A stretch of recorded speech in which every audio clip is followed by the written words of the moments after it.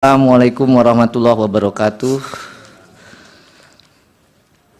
Yang mulia Hakim Konstitusi, para pemohon, kuasa pemohon, dan semua yang hadir di sini.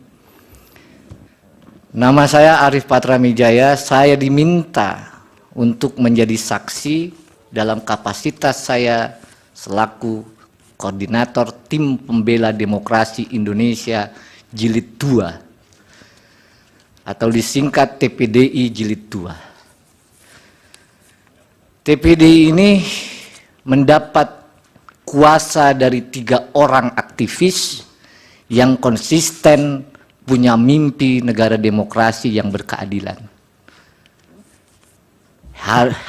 Petrus Haryanto, mantan aktivis Sekjen PRD 96 yang dipenjara karena memperjuangkan demokrasi.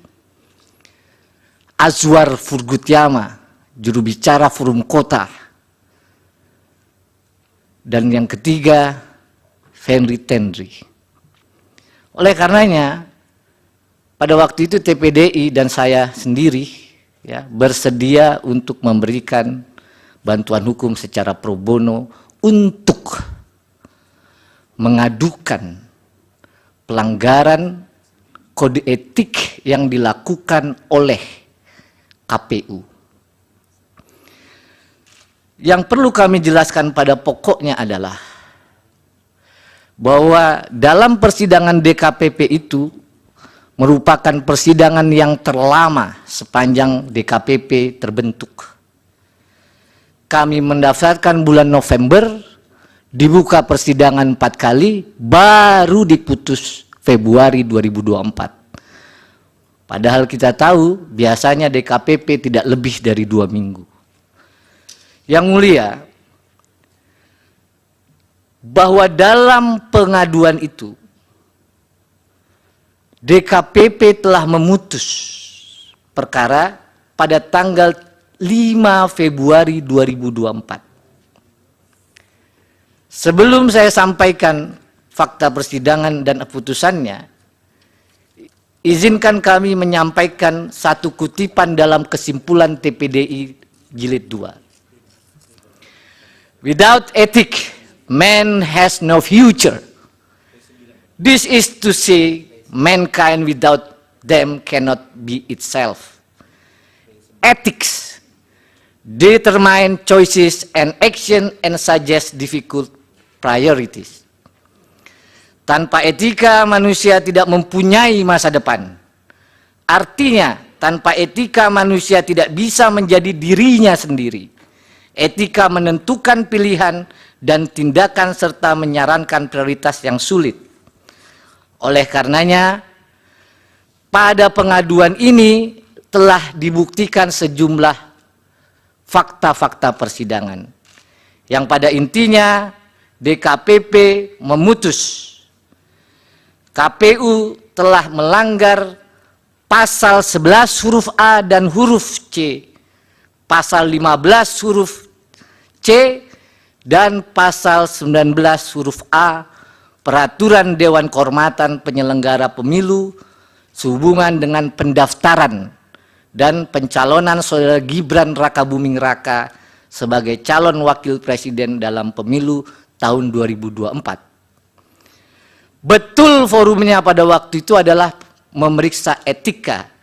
Namun isi pasalnya, saya bacakan pasal 11, KPU tidak melakukan tindakan yang secara tegas diperintahkan oleh undang-undang. Itu inti pelanggaran di pasal 11. KPU tidak melakukan tindakan yang mentaati prosedur yang telah ditetapkan dalam peraturan perundang-undangan. Itu adalah isi pasal 11 huruf A dan huruf C. DKPP juga memutus KPU melanggar pasal 15 huruf C yang menyatakan bahwa semestinya KPU dalam melaksanakan tugas dan jabatannya harus didasarkan dalam Undang-Undang Dasar Negara Republik Indonesia, undang-undang dan peraturan yang khusus menyelenggarakan pemilu. Inilah yang dilanggar oleh KPU.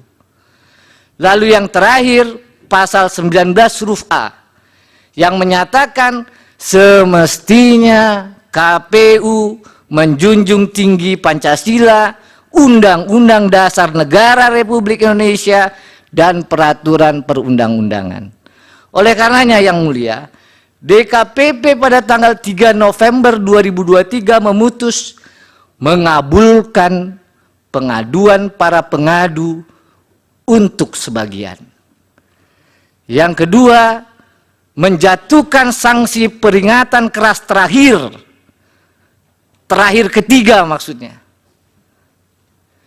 dalam perkara 135, 136, 137, 141 kepada saudara Hasyim Asyari selaku teradu 1 pada waktu itu. Yang ketiga, menjatuhkan sanksi peringatan keras kepada semua anggota KPU. Terakhir yang mulia saya sampaikan, kalau saja KPU dalam persidangan itu ahli menyampaikan yang diajukan di bawah sumpah, kalau saja KPU tidak melanggar pasal-pasal yang disebut tadi, pasal 15 huruf C, pasal 19 huruf A, maka tentu saja saudara Gibran Rakabuming Raka tidak akan lolos dalam verifikasi dan ditetapkan sebagai calon wakil presiden dalam pemilu tahun 2004. Pak Petra, itu sudah pendapat yang terakhir itu. Yang terakhir mohon dikesampingkan, saya tutup dengan perkataan terima kasih atas kesempatan yang diberikan yang mulia. Mudah-mudahan apa yang kami sampaikan sebagai saksi dapat bermanfaat. Wassalamualaikum warahmatullahi wabarakatuh. Waalaikumsalam.